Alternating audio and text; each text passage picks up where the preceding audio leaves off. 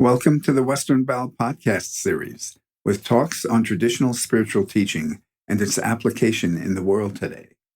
The intention of this series is to offer something useful for those who are drawn to study themselves and engage practice on the spiritual path. New talks are posted twice each month. The content of the talks is for informational purposes only, and not to provide any kind of counseling, medical, or professional advice. This podcast is titled The Value and Necessity of Suffering. The talk was given by Red Hawk on September 23, 2023, via Zoom. Red Hawk is an acclaimed poet and the author of 12 books, including Self-Observation, Self-Remembering, The Way of the Wise Woman, and Return to the Mother. In this talk, Red Hawk discusses the two types of attention that are possible for human beings, using terms from the Gurdjieff work. He describes the distinction between mechanical suffering and conscious suffering, and how conscious suffering, engaged with discrimination, produces heat, which allows the heart to catch fire as mercy, as compassion. There is reference to a toast that was made at certain times in the spiritual school that he is part of. May the heat of suffering become the fire of love. During the live talk that Red Hawk gave by phone, he asked that photographs of his teacher, Lee Lozowick, and of Lee's teacher, Yogi Ramsuratkumar, be screen shared. If you would like to participate in the exercise to ground attention that Red Hawk facilitates near the beginning of the talk, feel free to stand and do so. And if there is benefit in this talk for you, please consider sharing the link to it or writing a review on social media or on one of the podcast platforms. Red Hawk. I begin with sincere gratitude that you have made the effort to come here tonight so that we may work together and struggle to understand more, especially to grasp and grapple with this profound human experience of suffering. No one escapes it, even that good Master Jesus. So, thank you. And I come here tonight because there is a possibility of help here. And I need every bit of help that I can find in order to continue to grow. So, when I work, I always begin at zero. And in order to work together and to elicit help available from high sources, I begin with the law of invocation. This law was taught by the good Master Jesus as when two or more are gathered in my name, there will I be also. And the invocation of the name of any God-realized being invokes the divine, who must, obligated by law, descend into this space and create what we call a work chamber. It is a sanctified chamber, a special circumstance in which help of a very high order is available to us, provided we can receive. So the two God-realized beings whose names I invoke, it could be Jesus or Buddha or Lao Tzu, Krishna, or any number of God-realized beings. But in my tradition, in the school that I'm a part of, I invoke the name of Lee Lozowick, who is my master, Mr. Lee, and his master, the godchild of Tiruvannamalai, the holy beggar, Yogi Ramsuratkumar. So we begin by invocation then. Yogi Ramsuratkumar, Yogi Ramsuratkumar, Yogi Ramsuratkumar, Jaya Guru Raya. Yogi Ramsuratkumar, Yogi Ramsuratkumar, Yogi Ramsuratkumar, Jaya Guru Raya. Jai Shri Kepali Yogi Ramsuratkumar, Guru Maharaj Yogi Ramsuratkumar, Jai Shri Kepali Yogi Ramsuratkumar, Guru Maharaj Yogi Ramsuratkumar. By using the law of invocation, what we have created for ourselves here now is a sacred space, which the work calls a chamber. It is an empowered, enlightened, sacred, invocational space. And by the law of invocation, the divine is obligated by law to descend, and in so doing, to feed upon the emanations which are created by our efforts together, and likewise to feed us with its emanations. This is called the law of reciprocal maintenance. In such a chamber, there are certain protocols.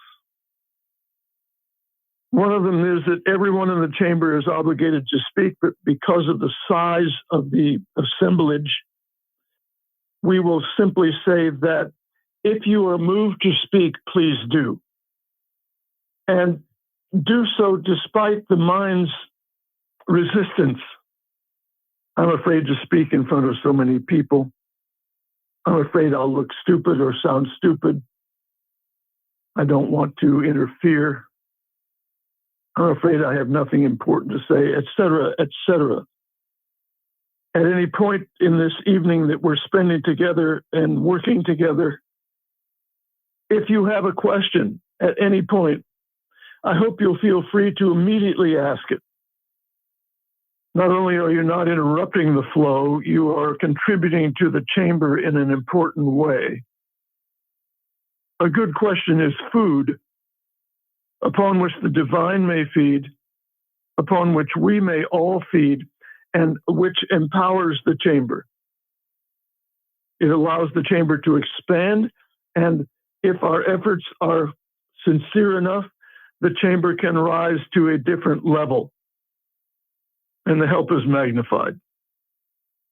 The second protocol of the chamber, and this is one that applies to everyone who is present, is that we must all make an effort, a sincere struggle, to hold attention in the body, in the present. And when the mind grabs hold of the attention and causes attention to drift, as quickly as possible to make effort to return to the present, to be grounded in the body and in the chamber. The greater our efforts in this respect to ground the attention and keep it in the present, the more power the chamber generates in terms of help. In this chamber, we work with attention. It is attention which is our lifeline, and it is attention and only attention which can lead to a new relationship with our suffering. So, in order to work with attention, I want to simply tell you that the work teaches us that there are two kinds of attention possible for a human being. The first kind of attention the work would call mechanical attention, unconscious attention. Every human is born with this kind of attention. It is a survival mechanism. It does not lead to transformation, but it does lead to survival of the mechanism, the human form. For example, I drive from point A to point B. When I arrive at point B, I see that I have not killed myself or anyone else in the process, but I can't tell you a single thing that happened during that trip. My mind was elsewhere. And yet, that mechanical attention got me from point A to point B. But the work teaches us that a second attention is possible, a whole different level and kind of attention. One would call it a conscious attention. Only when this conscious attention is activated and begins to be fed is the practice of self-observation truly possible. Without the activation of this second attention, no self-observation is possible. What happens is the mind simply observes the mind, one eye observing another, one eye judging another, one eye trying to fix and change another, and it goes nowhere. So in a work chamber, our first effort is to ground the attention. And in order to do that, I'm going to do with you a simple sensing exercise in order to awaken and enliven this second attention, which will allow me not just to listen to what's being said tonight, but to hear. So I'm making a distinction between listening and hearing. Listening is a mechanical process. Words, sounds go in one ear and out the other, as the saying goes.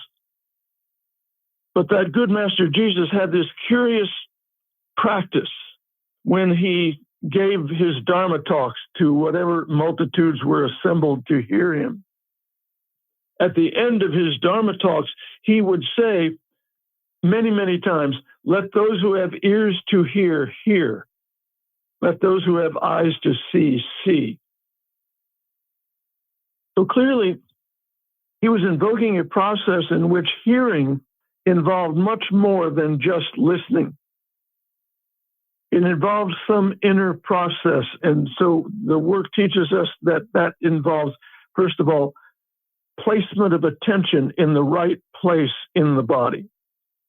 So if you wish to work in this way now, and it's not a command, of course, but if you wish to work, please stand wherever you are.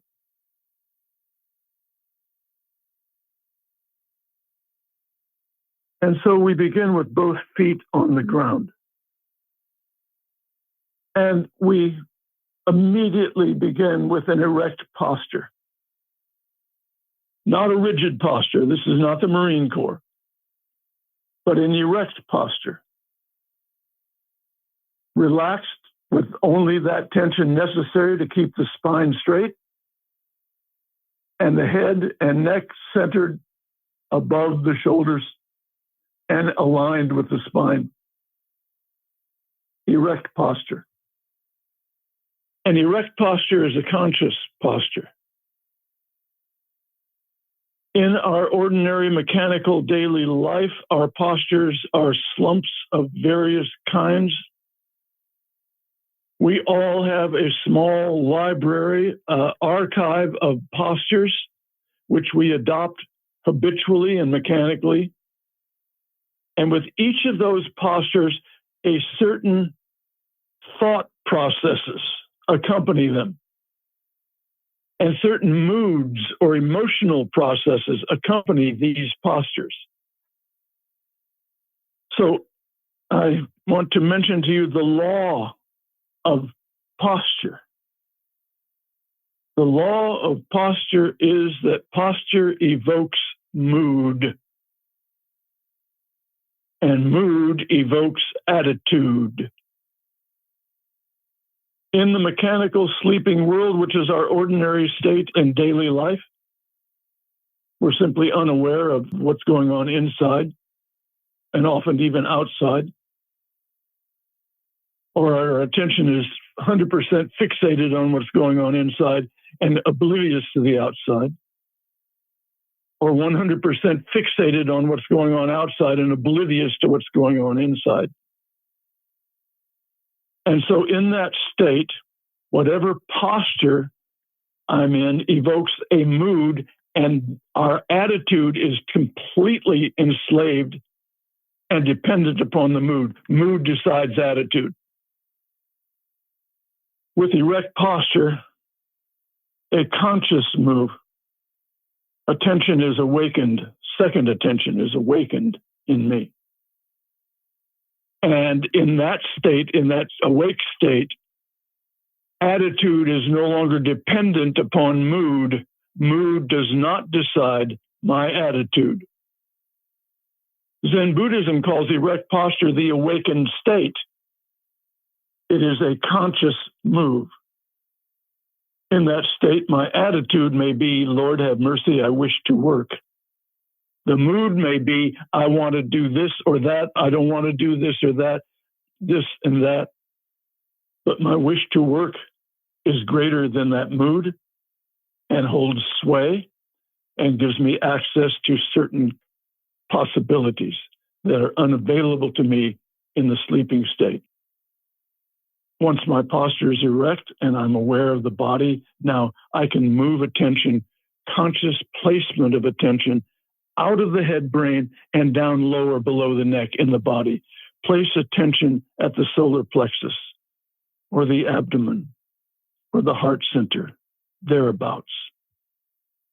This move of attention is called will of attention. That is, as attention, I can move around in the body to then locate myself wherever I choose. In this case, attention is moved out of the head brain where it is encased, enslaved, frozen. And now the second attention is evoked. It is the second attention which exerts its will to move out of the head brain and down into the body. So if you wish, take your left hand and place it at the abdomen or at the solar plexus. And sense yourself from this new location. The sense of I located down low in the body, grounded. We are grounding the attention. In the head brain, the attention is not grounded. It is subject to flights of fancy in every direction and blown by every single breeze in every direction.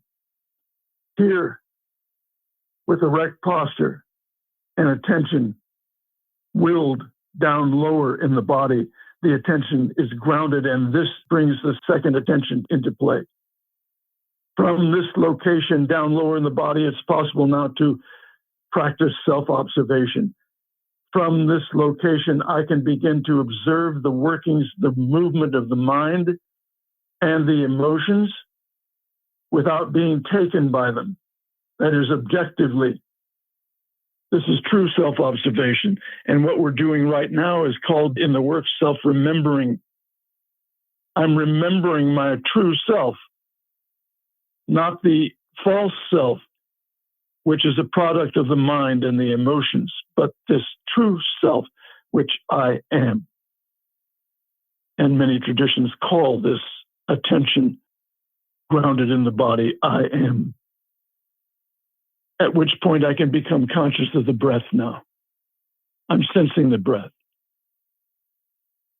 That beautiful angel, that ally, that tremendous help in order to awaken and to begin to have a new relationship with my suffering. A more objective relationship, a more impersonal relationship, a less identified relationship with my suffering. The breath is a present phenomenon only, so in order to be present where help is available for me when I suffer, I have to be in the present. Attention has to be a present phenomenon. Otherwise, no help can reach me. God itself cannot reach me when I am lost and taken in the mechanical world. The divine cannot reach to that low level. I am bereft and adrift. But lo, the moment attention is grounded in the body and the breath returns me to the present, now all the help of all the divine forces are available to assist me if I can remain open and receiving present as attention. The second attention is an attention capable of receiving divine influence. which the work calls conscience. I cannot receive the enormous divine help of conscience unless attention is grounded in the present and receptive, sensing the breath.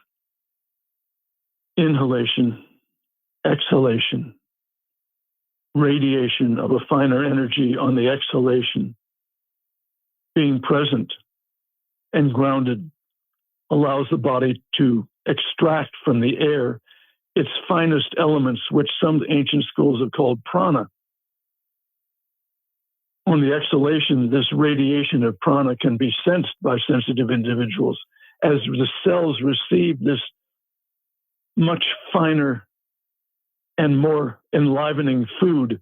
The cells respond with a kind of vigor which can be sensed. And now, staying with the breath and erect posture, I can sense the whole body. Bodily sensation, touch, taste, smell, hearing, seeing, the five senses, sensation. And I sense the room I'm in now as I'm standing here, working together, all of us working together, generating a force which helps me to stay present. I sense that the air conditioner is on in the room I'm in, that there are two windows in front of me. I feel the air moving. I feel the ceiling fan circulating the air. I'm aware of two lights being on in front of me, two pictures of my master and his master. But I'm not taken by them. Attention is 75% in the body, 25% out of the body, taking in its body's surroundings. This is called divided attention. Second attention is capable of being in two places at once, inside and outside at the same time.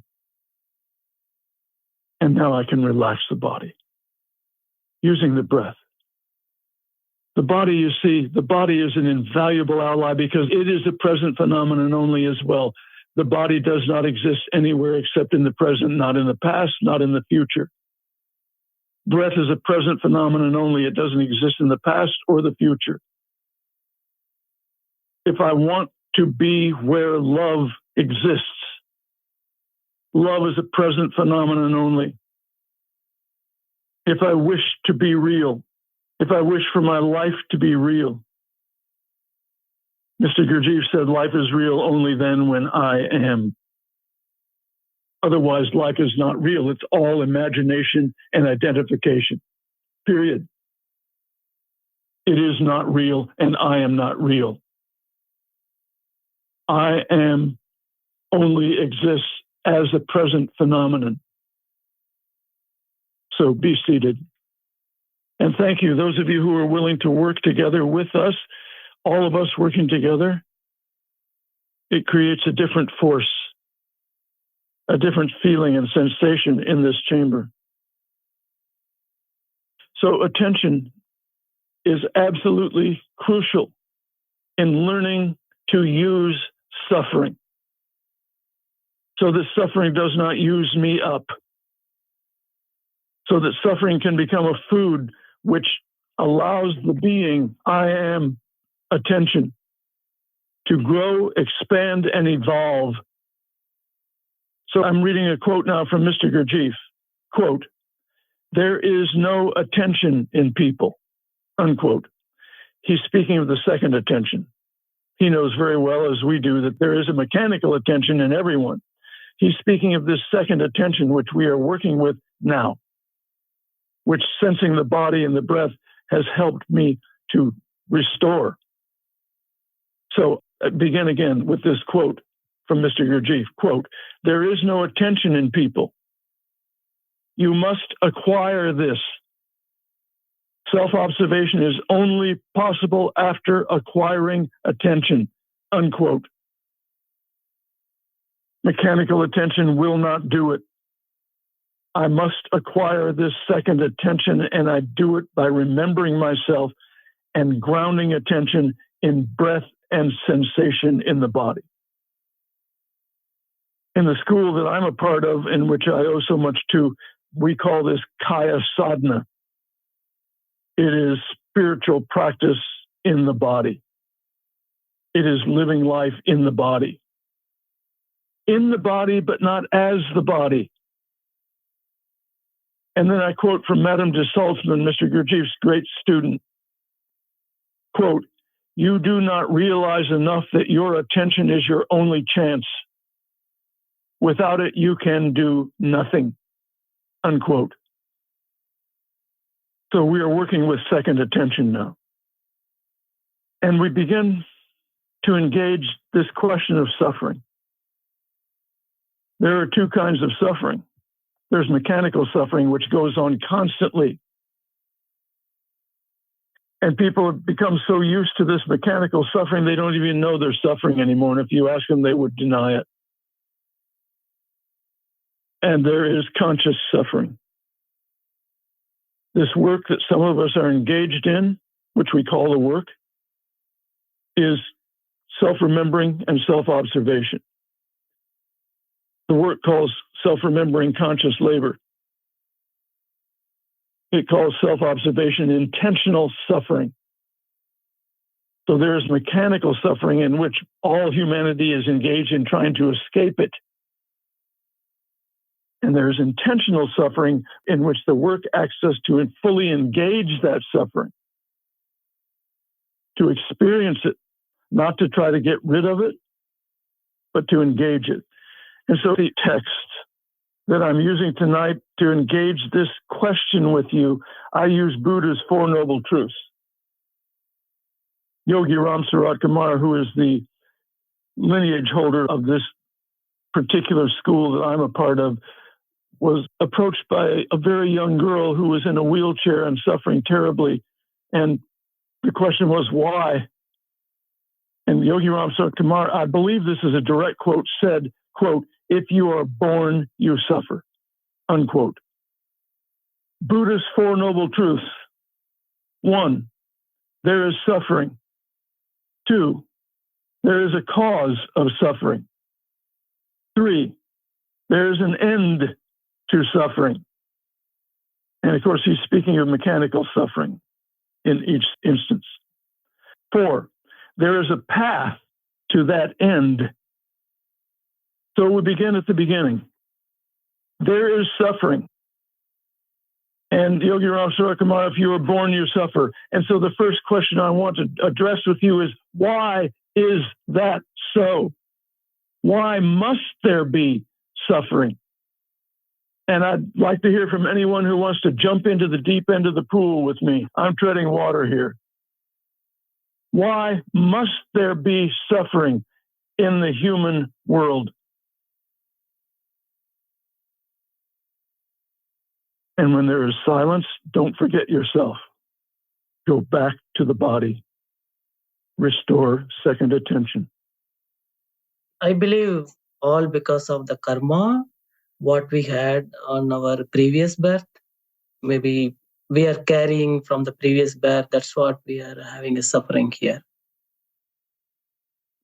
Thank you very much, because this introduces a new concept, perhaps to some. Maybe all of us know about the law of karma. We speak of law here tonight, many different laws. I am a lover of the law, and I wish to be a law-abiding citizen of the universe. So karma says for every action, there's an equal and opposite reaction. And we suffer because our actions have created the suffering that we experience now. Have I got that right, sir? Have I fairly stated what you said? Yes, that's correct. Thank you very much, sir. Yogi Ramsuratkumar. Yogi Ramsuratkumar. Others, there is suffering. Why must there be suffering as humans? I think when we incarnate, then there is innate suffering in our separation or our belief of separation from the divine. And then it's our journey to realize that separation is not true. So it's part of our path to experience the suffering and then experience the union. This is so beautiful what you've said. Surely, if I come from the divine, into a human form, and I believe that I have been separated from my source. Suffering is inevitable in that case. Does that do justice to what you've just said, ma'am? Yes. It's a wonderful thing you said. So karma and separation from the divine lead to human suffering. I'd like to hear more. These are wonderful things you're saying. They help. I think as human beings, we're wired to strive against difficulties. So suffering in a way is an ally, or can be an ally, to awakening. That's a very interesting thing you've just said. I wonder if you could say more about that. You said suffering is an ally to awakening. Can you say more? If I look at myself, I fall asleep and I'm not motivated. I get lost in the dream, and suffering is a motivator. It's like that burr under the saddle. It is a motivator to behave and learn to be different. Mr. E.J. Gold once said that no human comes to this work until their suffering becomes intolerable. Right. So I wonder if one could say then that if we're wired to use difficult situations in order to grow, that suffering can be a reminder, a valuable reminder of what my aims are and how I wish to be. Yeah. The work calls that a reminding factor, an inner reminding factor. We are forgetting machines. And I need to be reminded that the work is my only hope and that conscience is my salvation. I need to be reminded because thoughts are so attractive to a man like me, and I'm easily taken by them. And I lose contact with my body and with the present, and I lose contact with the divine, with all help, and with love, which is a present phenomenon only. Love doesn't exist in the past. If I'm thinking about my beloved, I'm not loving. I have to be with, not think about. Thank you, Yogi Ramsuratkumar. These are excellent, very helpful. More, please. Why must there be suffering? We've only just scratched the surface, of course. There are no final answers and no wrong answers. Because we're connected into a nervous system. That's a very interesting statement. Can you say more? I wonder if you can do a little explanation of what you mean by that. Yes, I am connected to a central nervous system, and that central nervous system perceives pain in order to continue surviving. Yes, so I'm with you so far. So why must there be suffering?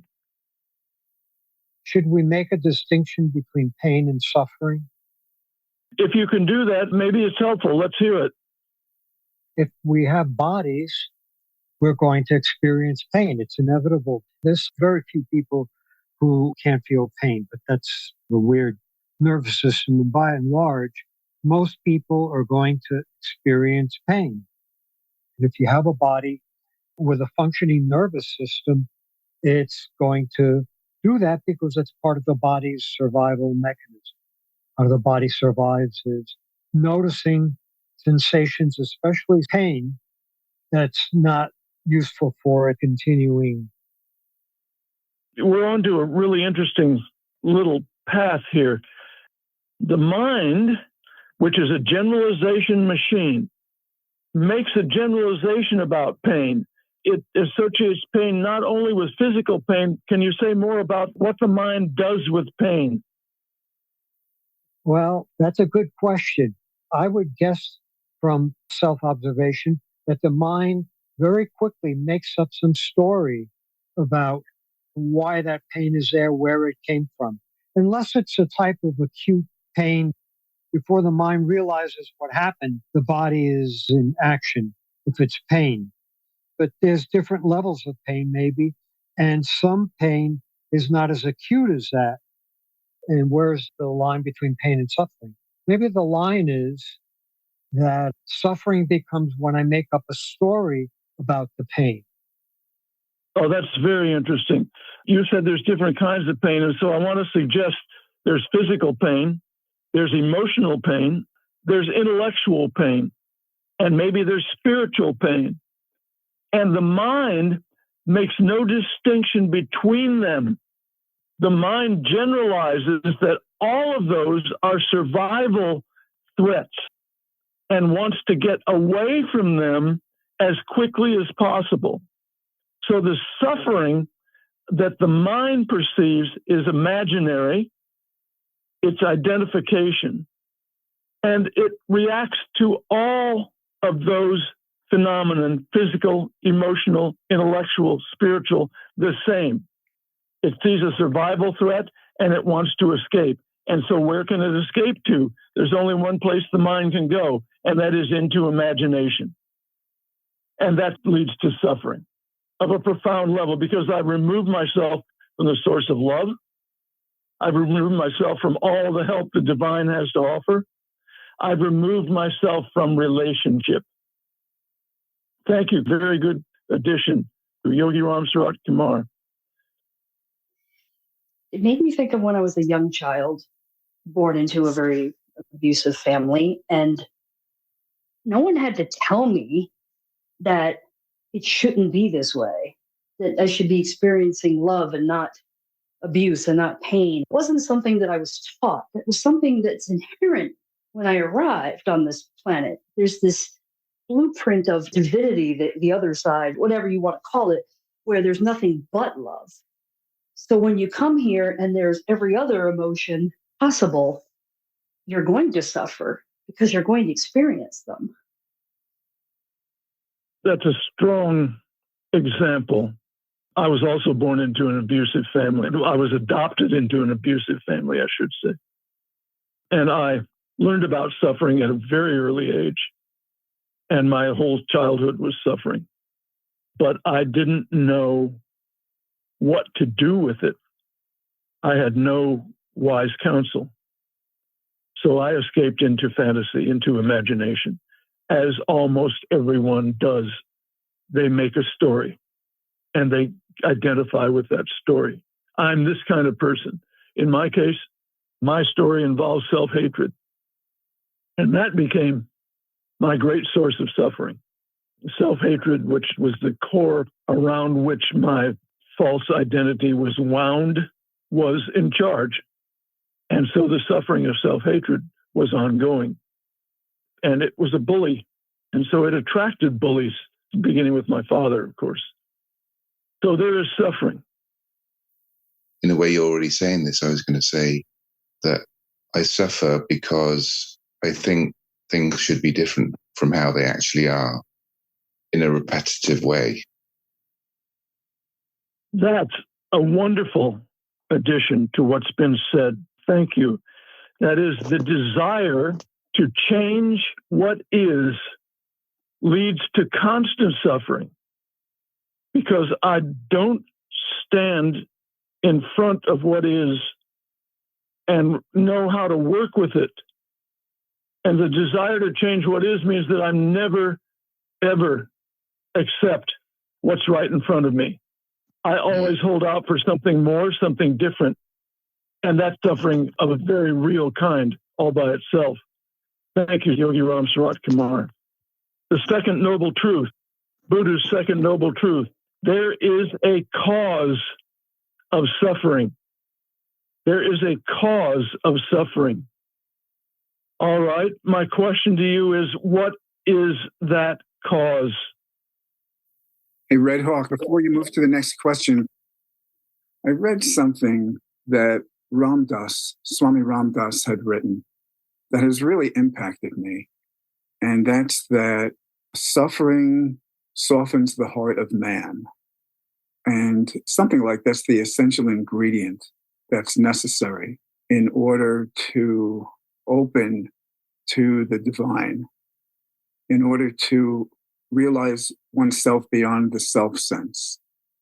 Somehow, intellectually, that makes sense to me, but viscerally, that packs a punch. I think that I don't even know the ways that I'm defended. And when real suffering comes into my life, then I realize that I'm really not as vulnerable as I think, and that much more is possible in terms of being attuned to others and to the creation. Suffering softens the heart. Is that the quote? Have I got that right? Something like suffering softens the heart of man. Yeah. Can you speak from your own experience to that? Yeah. In terms of loss, I feel kind of opened and vulnerable in a way that I haven't been and didn't even realize that I wasn't. Only when I can see how defended I am, is there a possibility of a crack, a chink in that armor appearing. Is that your experience too? Yes. And I think I probably was seeing my defensiveness with mechanical attention prior to that. Yeah. Prior to experiencing some real loss, with the loss of my wife. Yeah. That brings in a really interesting point. Self-observation accompanied by feeling deepens the observation and brings into play the second attention in a very powerful way. Self-observation accompanied by feeling widens, deepens, expands one's attention. And we, or I, just mechanically want to get away from that kind of pain. But when there's no way out, the only way is to accept it, really, for there to be any possibility at all. It's hard to see that as a gift, but it is. It's incomprehensible as a gift to the mind, isn't it? Absolutely. Yeah. And this takes us to what someone just had said about the desire to change what is keeps me from feeling. But the work says to stand with the feeling. And if I try to avoid the feeling, the suffering becomes repetitive. To your first question, the way you phrased it, why must there be suffering? These toast, may the heat of suffering become the fire of love, I think addresses exactly what it is we're all speaking to. Say more about that quote, can you? It's a work wish, acknowledging that suffering must be, suffering is, and the possibility, opportunity, if we're able to access and remain seated in our second attention, that suffering will become the fire of love, which is the opportunity and possibility of human awareness. The function of suffering in our lives, when properly married with attention, does, through the law, as you might say, transmute into the experience of love, which is God, which is union, which penetrates the illusion of separation. Can you say what the marriage of suffering and attention is? How does that marriage occur? Through acceptance of what is in presence. We're divorced within ourselves through living in monkey mind, mechanical attention, so on. So the marriage is kind of a poetic way to just describe the alignment of centers, or accessing and living within, standing within attention is a kind of union. It's a hard one to describe. What's it a union between? Because there's no more two things. It's kind of like a dissolution of the two things. We commonly think of marriage as two separate things getting together, but it's a dissolution of separation. The work says that no transformation can happen without three forces. And you have suggested a third force. So there is suffering and there is attention. And you've already suggested that a third force can arise that unites those two, marries them. Can you say the quote again? May the heat of suffering become the fire of love. Between the heat of suffering and the attention which stays with that, a third force can arise. And speaking from my experiences, love arises. Or I would say the Sacred Heart of Mercy arises. I would say that a merciful heart, a courageous heart, a grateful heart arises when attention is stabilized to the point where it can stay with the suffering. Is that your experience as well, or have I gone someplace else? No, that's good. And that's why there must be suffering. Yeah, that's such a beautiful quote. Can you say where that quote came from? It was a quote Lee came up with as a toast to something. In our school, we had a meeting space called the Tavern. Every night, at the end of the day, people would gather to remember the mood of love, to remember God. Old Sufi tradition. Indeed, right. In a Kanaka, I believe, is the name of the space. But during celebrations or times when many people would gather and couldn't fit into the small space, people would get invitations to attend with that saying, may the heat of suffering become the fire of love. I want to talk about the heat of suffering from my own experience. When I have the strength and the courage and the gratitude and the mercy of the heart in order to stand with my suffering, what is created in me is friction between a yes and a no. No, I don't want this suffering. Yes, I want to stand in front of the suffering. And between the yes and the no is this second attention. This friction in mechanical law, friction produces heat. In physics, when two substances are placed into a test tube, they cannot join or be united until placed over a fire. That heat from the fire allows those two substances to unite or marry. And that friction, if I'm willing to endure and trust God and trust the work and trust attention and trust the heart catches fire as the Sacred Heart of Mercy, as compassion. I want to read a quote from Eckhart Tolle. He's an interesting fellow. I like him. This is a quote. All the misery on the planet arises due to a personalized sense of me or us. That covers up the essence of who you are. When you are unaware of that inner essence, in the end, you always create misery. It's as simple as that. When you don't know who you are, you create a mind-made self as a substitute for your beautiful divine being and cling to that fearful and needy self, protecting and enhancing that false sense of self then becomes your primary motivating force. End quote. And that clinging to that false self is called in the work identification. And I want to suggest to you, but you mustn't believe me, please do not trust the speaker. That only creates more suffering because we are suggestible beings in our mechanical minds. We'll believe any damn thing we're told. We'll believe the election was stolen.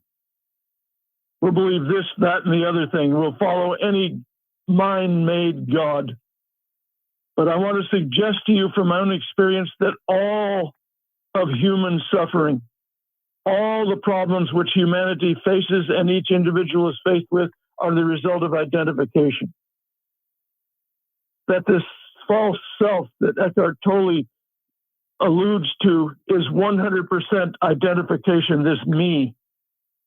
Identification immediately followed by its handmaiden, which is imagination. So I want to read a quote from my own teacher, Mr. Lee, which is entitled The Radical Confrontation. This is from a book called Just This 365, available from Home Press, HOHMpress.com. Quote, although a lot is happening in our lives, it begins to dawn on us that we're not making the breakthrough. What gives? What's the problem? Some ask. There's only ever one problem: an unwillingness to radically confront the need to cease all identification. Unquote. The third noble truth: there is an end to suffering. Okay, what is it? What is that end? What ends mechanical suffering? I guess I have a question on whether or not the suffering itself is necessarily looked upon so negatively, meaning, is it always something to want to have to end, as opposed to seeing the aliveness in the suffering? Does that make sense? Yes. So what's been suggested so far is that when suffering occurs, I do not retreat.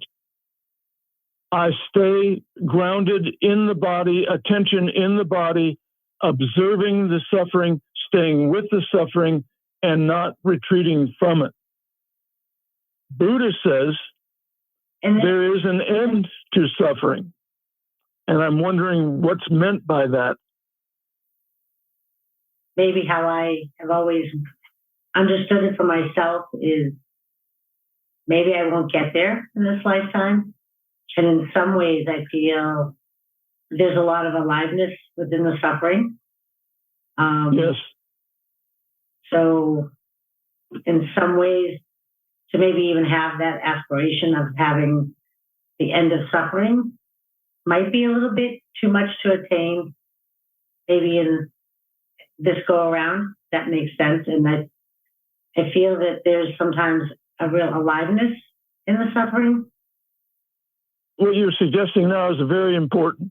And so I want to go into it with you a little. May I do that? Please.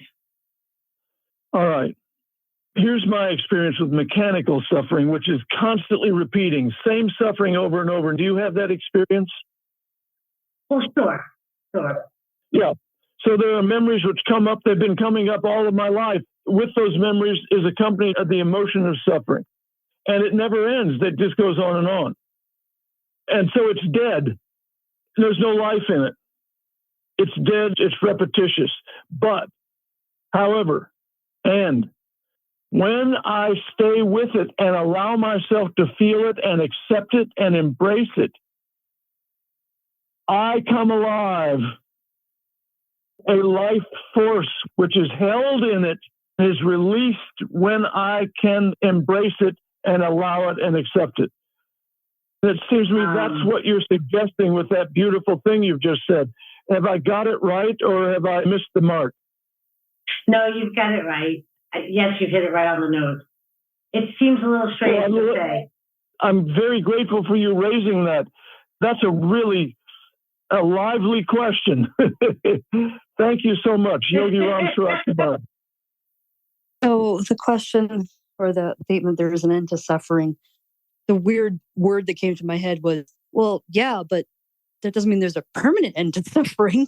Because as I've gotten deeper into spiritual practice, there has been an end to suffering in a lot of ways. It does come back here and there, but the things that just haunted me for years and years, I've finally reached that place. And there's situations now that I'm dealing with that everyone around me is suffering, and I'm equanimous. I have a good friend in her 30s who's dying of stage 4 cancer, and everybody's losing their minds. And I'm there, okay, because I know we're eternal. I'm with it. And I want to be totally present to her suffering, period. Without any personal history, without any me, I want to be with her. Yeah.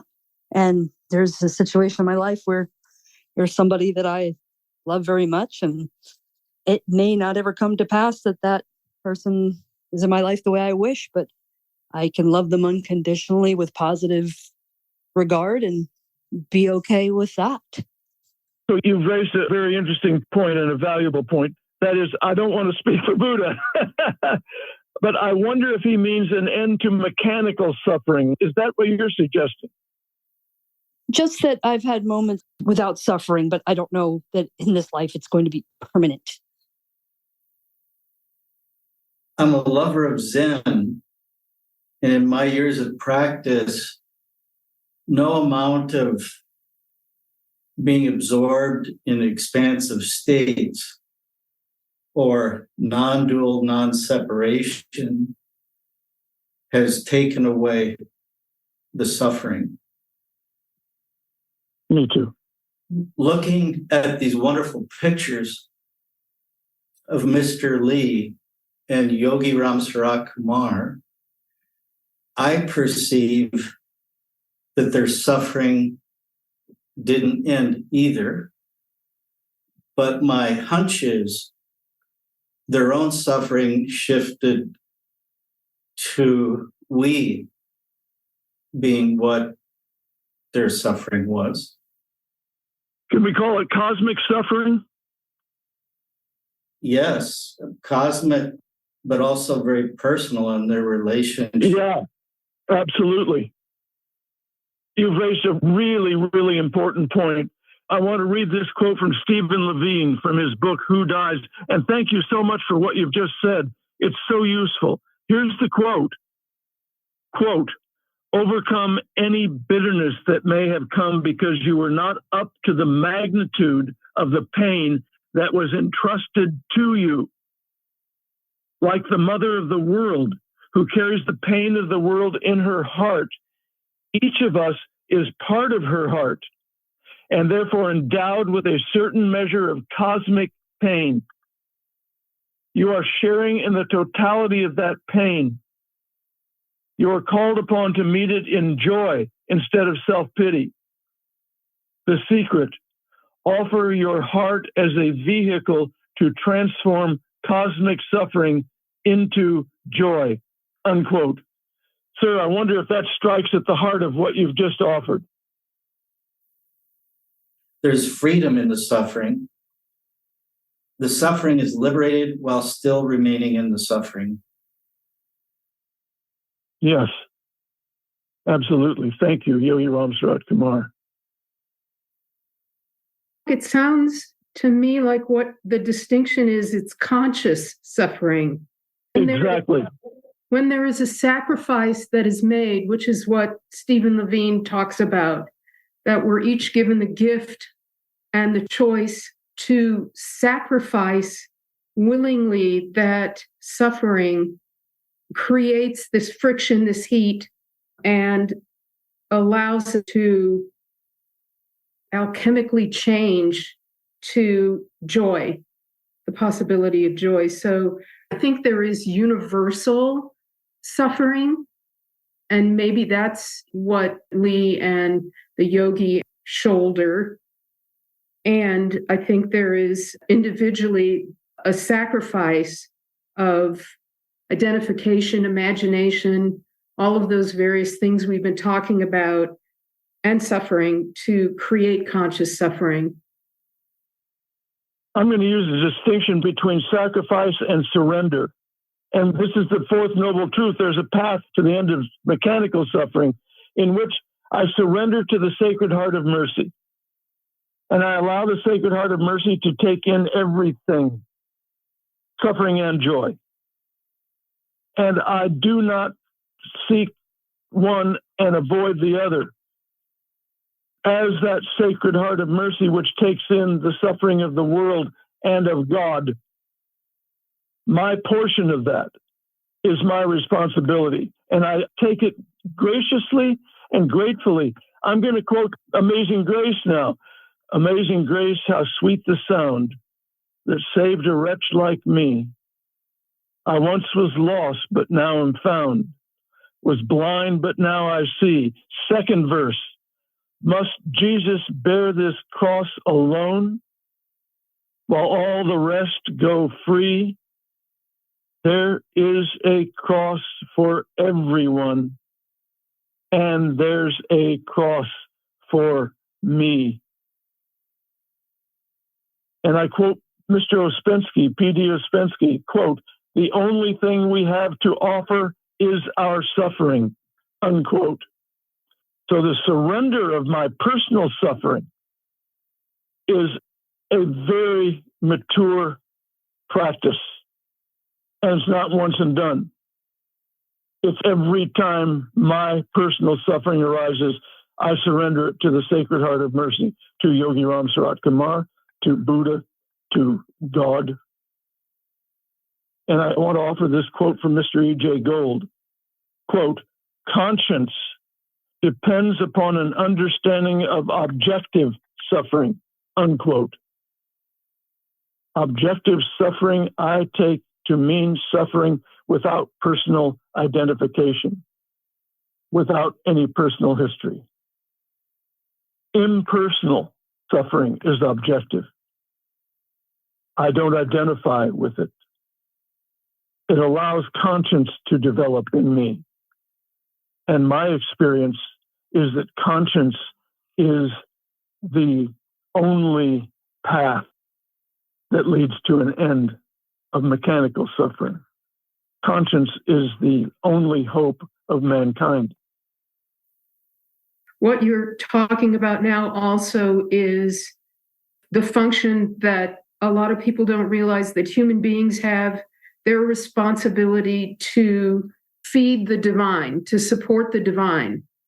It's kind of an abstract or far out there concept, but I think that when there is surrender, when there is presence, when there is consciousness, that actually supports and feeds the creation.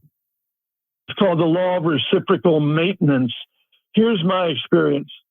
Every time attention is embodied in breath and sensation, God is fed and God feeds me.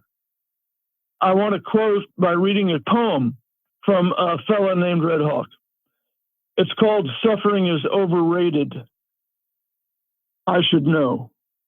I've spent my life heavily invested in it.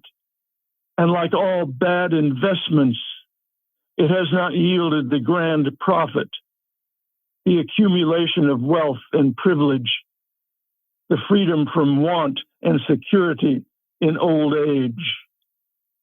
Now my suffering calls me collect from a hovel in some drug-infested city under siege by enemy forces and enduring heavy aerial bombardment with enormous collateral damage, and it begs me for a moment of my time, please pick up, it's me.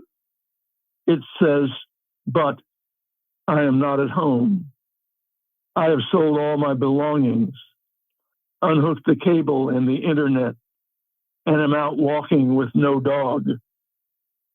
If perchance you should meet my suffering, begging legless on a city street, unshaven and red-eyed with sorrow, homeless and starving with a sign that says, intellectual will think for food, give him a penny for his thoughts. God bless you all. I'm very grateful for the help you've offered, for inviting me to speak, and for making the effort to come tonight. God bless you with all my heart. I love you and I thank you. Yogi Ramsuratkumar.